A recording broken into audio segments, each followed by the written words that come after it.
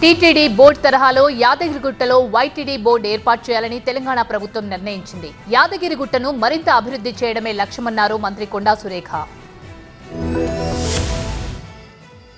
యాదగిరిగుట్ట ఆలయానికి ధర్మకర్తల మండలిని ఏర్పాటు చేయాలని నిర్ణయించినట్టు మంత్రి కొండా సురేఖ తెలిపారు. 18 మంది సభ్యులతో వైటీడీ బోర్డు ఉంటుందని అసెంబ్లీలో చెప్పారు. బోర్డు పదవీ కాలం 2 సంవత్సరాలుగా నిర్ణయించామన్నారు. ఐఏఎస్ అధికారి ఈవోగా ఉంటారన్నారు. గతంలో యాదగిరిగుట్టలో భక్తులకు సరైన వసతులు లేవని ఈ ప్రభుత్వం కోట్లు ఖర్చు చేసి వసతులు కల్పించిందన్నారు.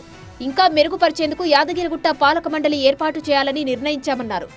సమర్థమైన పాలక మండలిని నియమించి యాదగిరిగుట్ట క్షేత్రాన్ని మరింత అభివృద్ధి చేస్తామన్నారు. ఏడాదికి 100 కోట్ల ఆదాయం వచ్చే ఆలయాలన్నీ దేవాదాయ శాఖ పరిధిలోకి వస్తాయన్నారు మంత్రి కొండా సురేఖ. మన వైటీడీ బోర్డులో 18 మంది మెంబర్స్ ఉంటారు అధ్యక్ష. బోర్డు పదవీ కాలం వచ్చి టీటీడీది 2 సంవత్సరాలు, మన వైటీడీది కూడా 2 సంవత్సరాలుగా ఉంటుంది అధ్యక్ష. వైటీడీ బోర్డు బడ్జెట్ ప్రభుత్వ ఆధీనంలోనే ఉంటుందని, బోర్డు ఆధ్వర్యంలో యాదగిరిగుట్టలో విద్యాసంస్థలను, ఆధ్యాత్మిక పాఠశాలలను నెలకొల్పి నిర్వహించవచ్చని మంత్రి కొండా సురేఖ స్పష్టం చేశారు.